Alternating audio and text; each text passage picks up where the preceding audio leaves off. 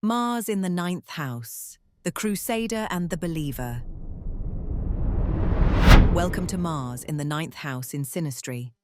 In this overlay, we explore what happens when one person's Mars falls into another person's ninth house. The house of philosophy, higher belief, long-distance travel, higher education, cultural worldview, and the expansive search for meaning that carries a person beyond the boundaries of the familiar and into the larger questions of what life is fundamentally for. This is one of the more intellectually charged overlays in the Mars series, and one that operates with a distinctive quality that separates it from the more immediately personal placements that precede it. Mars in the ninth does not land on the body, as it does in the first. It does not press against material security, as it does in the second. It does not invade the home or the psychological interior, as it does in the fourth and the eighth. It lands on something simultaneously more abstract and more deeply personal than any of these, on the house person's beliefs, their philosophy, their sense of what is ultimately true and ultimately meaningful about human existence. And because a person's beliefs are, in many ways, the architecture of their entire inner life, the framework through which they interpret everything that happens to them, Mars landing here is not a peripheral event. It is a central one, even when it does not immediately appear to be.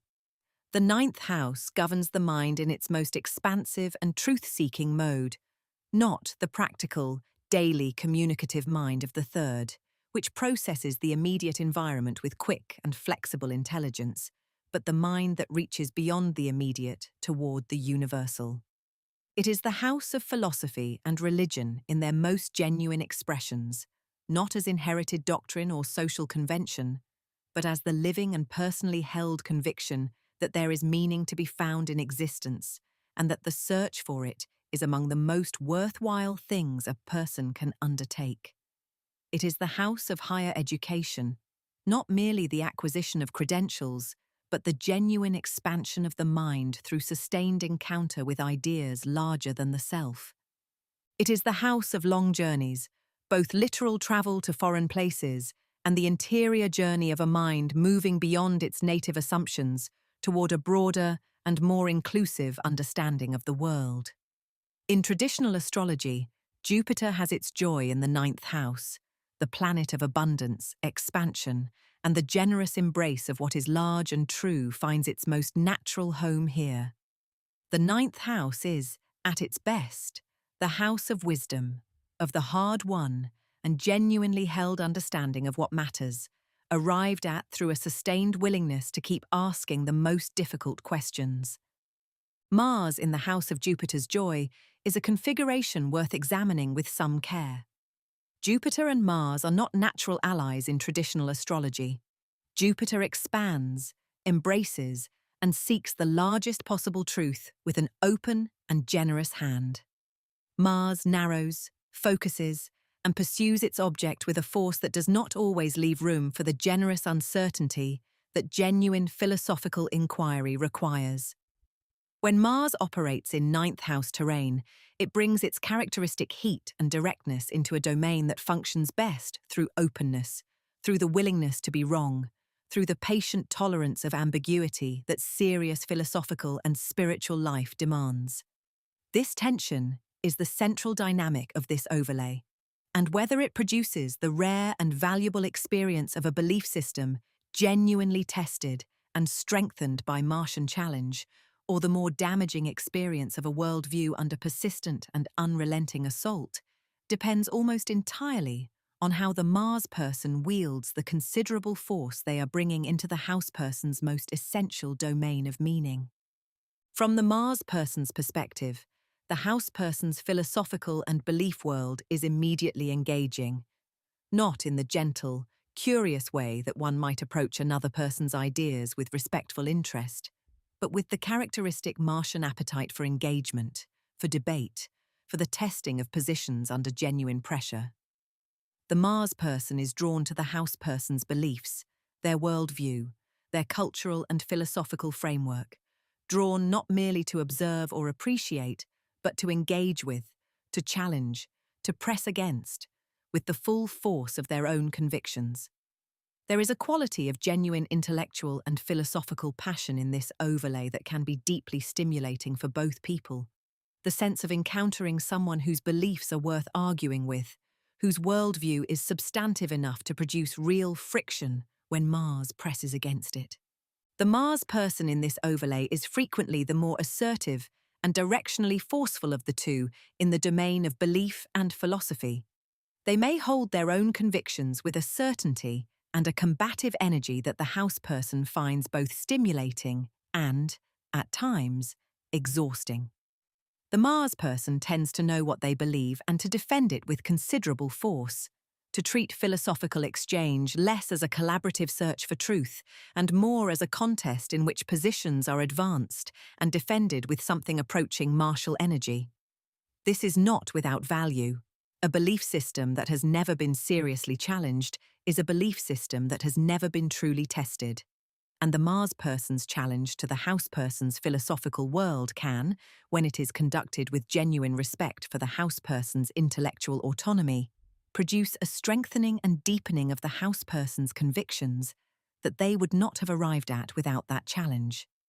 The Mars person may also bring a genuine expansiveness and adventurousness to the house person's ninth house domain, a willingness to act on belief, to travel, to pursue the larger questions of meaning with physical as well as intellectual energy. Mars in the ninth can produce a relationship with a genuinely adventurous quality, one in which both people are pushed toward broader horizons, longer journeys, and a more actively engaged relationship with the questions of meaning and purpose that the ninth house governs.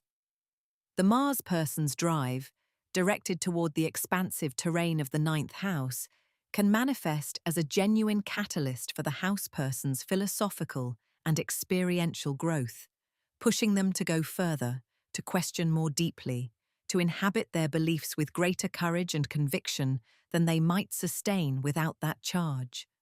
From the house person's perspective, the Mars person's energy arrives in the domain that is, in many ways, the most essentially personal, the framework of belief and meaning through which the house person makes sense of their existence.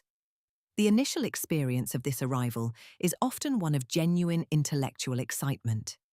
The Mars person engages with the house person's philosophical world with a seriousness and an energy that the house person may find deeply affirming. The sense of encountering someone who takes their beliefs seriously enough to argue with them, who regards their worldview as substantive enough to be worth challenging. There is a quality of intellectual respect implicit in genuine philosophical debate that the house person may find genuinely vitalizing, particularly if their previous experience has been of people who engaged with their beliefs only superficially or not at all. The house person may also find themselves genuinely expanded by the Mars person's presence in their ninth house, pushed toward horizons they might not have sought on their own, challenged to articulate and defend convictions they had previously held in a more comfortable and unexamined way, and introduced to philosophical and cultural perspectives that genuinely broaden their existing framework of meaning.